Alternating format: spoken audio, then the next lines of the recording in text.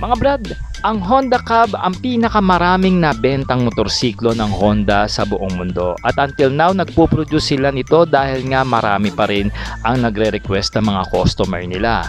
At sad to say mga brothers, wala dito niyan sa Philippine market. At kaya naman yung mga brothers natin na gustong makaabil niyan, puro sana all na lang.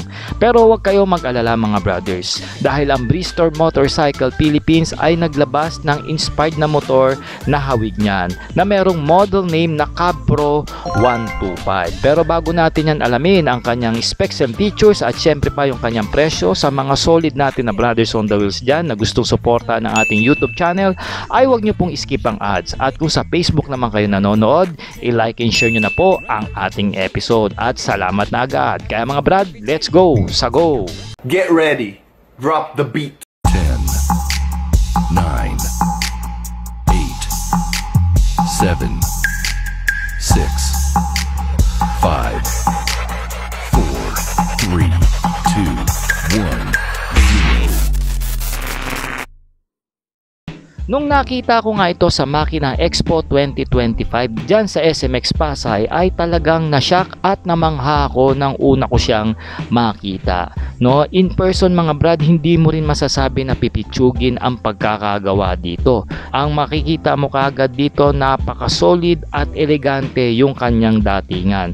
Nang kinakatok-katok ko nga itong motorsiklo, I can tell na quality at solid din yung pagkakagawa dito ng Bristol Motorcycle Philippines. Para sa kanyang makina mga brothers, meron itong 125cc single cylinder, single overhead cab na dalawa yung kanyang valve. Syempre pa naka-Bosch na rin ito na EFI para mas tipid at mas malakas ang makina. Meron itong boiling stroke na 52.4 by 57.8 mm at merong compression ratio na 9.5:1, kaya naman naka-air cooled na lang ang cooling system nito dahil hindi po ganun kainit sobra ang makina niya, no?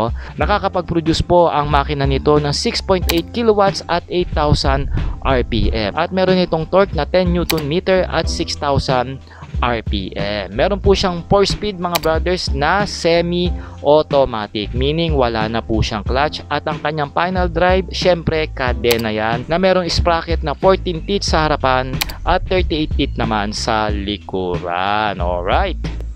Ang gwapo naman talaga nitong Pro Cab 125 ng Bristol mga brothers, especially dito sa harapan. Meron tayo rito classic o retro design na side mirror. At kung titignan natin yung kanyang headlight, bilog po yan na naka-stainless ang kanyang edge, no? At yung turn lights natin dito, tignan nyo naman yung pagkakaposisyon, no? LED na yan at nandito sa manibela ng mismong motorsiklo, no? Naka-LED na rin ang headlight natin at meron tayong badge sa gitna na makikita na may nakalagay na T125. Kita nyo naman yung chrome grills niya, no? Na very classic talaga. Iba talaga pag classic bike hindi talaga basta-basta nalalaos ang kanyang datingan, no? Syempre pa meron tayong extended fender dito sa harapan para maproteksyonan po ang motorsiklo magmula sa dumi at mga alikabok.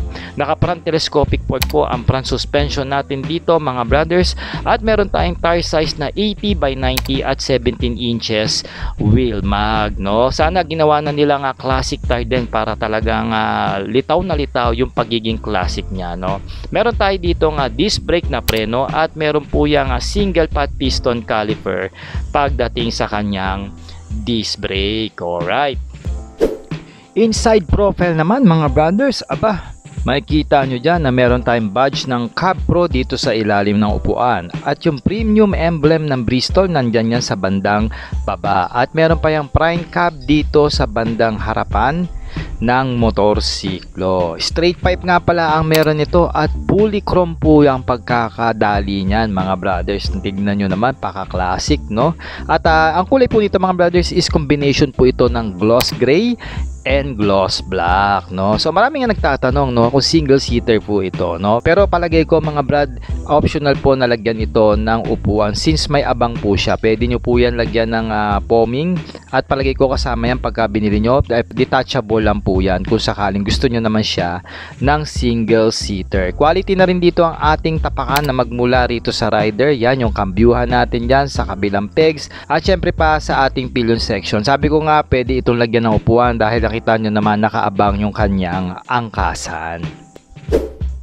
Dito naman sa likod mga brothers, makikita natin ang classic taillight nito na pinaiilaw na rin ng LED with the LED turn lights na rin yan na nakalabas. Ingat-ingat lang kayo rito mga brothers dahil hindi ito flexible. Ngunit ganun pa man, hindi naman siya ganun sobrang labas, no, na basta-basta matatabig, no.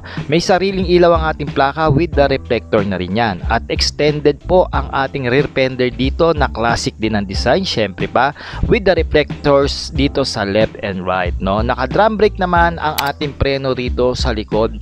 At meron itong tire size na 90 by 90 at 17 inches wheel mags. Palagay ko hindi pa ito naka-tubeless nung ating na-check mga brother. Ayan. And then meron tayong chain cover dito sa kabila para po hindi basta-basta marumihan ang ating kadena at sprocket. At ito naman merong dual shock dito sa likod na non-adjustable po yan. At makikita nyo rito na retro style pa rin yung kanyang rear suspension.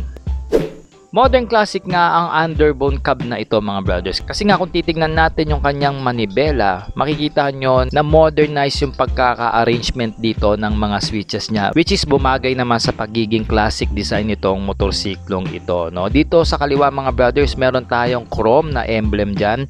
At syempre pa yung handle grip nakakasya po sa large into XL na kamay, no? May left and right, busina, high beam and low beam. Dito naman sa kanan mga brothers, nandyan po ang ating starting, no, on and off po ng ating ilaw at kill switch po ng mismong motorsiklo, no. Makikita nyo rito sa baba mga brothers na naka smart key system na rin ito at nasa gilid po yung kanyang pihitan. Hindi ko lang sure kung ano yung chrome dito, siguro nandyan yung kanyang USB charging port mga brothers. At dito sa gitna mga brad, ito na yung kanyang digital meter. Wala nga akong idea since hindi ito activated ng pinakita ng Bristol, no. And hopefully kung may mahanap tayo sa internet, pwede nating i-post para makita nyo po ang kanyang meter team. Alright. In riding ergonomics mga brothers, mas masisiyahan kayo sa motor na ito dahil isa siyang underbone cab. So it means magaang at madali natin sakyan ang motor na ito, no. For the reference mga brothers, may taas lang po ako na 5'4" at meron lang po akong reach pagdating sa braso na 20 inches at 53 kg lang ang ating bigat, no. So ganito po ang itsura niya, no. Ang seat height nito parang mga pang cruiser bike lang dahil meron lang siyang taas na 760 mm. So napaka-friendly niya po pagdating sa ating mga Filipino rider. At may bigat lang po ito mga brothers na gagaang lang ng 115 kilogram, o diba? So meron siyang wheelbase mga brothers na 1245 mm. So madali po natin itong maliliko sa mga kurbada at sa mga bangki-bangkingan. Okay. At syempre pa ang ating riding position dito upright ito. Kaya naman itong motor na ito ay naka-design sa mga city traffic mga brothers. And also sa long ride, maasahan nyo rin itong motor na ito dahil hindi tayo ganon mapapagod. Bukod na sa upright na magaang pa siyang dalhin. Kaya bike fitting mga brothers, approve ito at swak na swak sa katulad kong 5'4". Hindi lang natin sure mga brothers kung nilagyan ito ng front ABS ng Bristol. At oo nga pala, bago natin malimutan, ang tank capacity nito mga brothers is 3.8 liters lang po. So maliit-liit siya. At siguro pagdating sa kanyang fuel consumption, papalo ito ng around 50 km per liter pataas, na magdidepende po yan sa inyong bigat, riding habit at sa mga road condition na daraanan nyo mga brothers. Alright?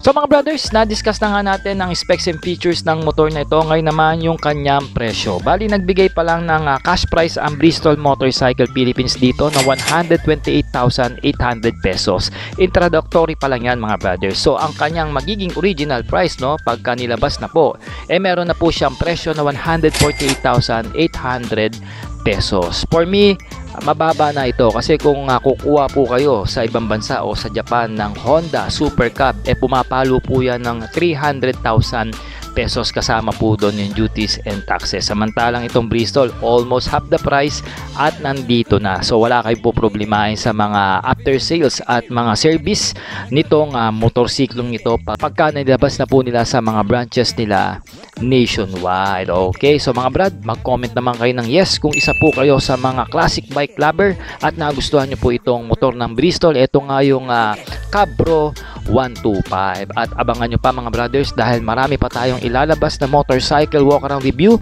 dito sa ginanap na Makina Moto Expo 2025 at SMX MOA. Kaya mga brad, ride safe and cheers!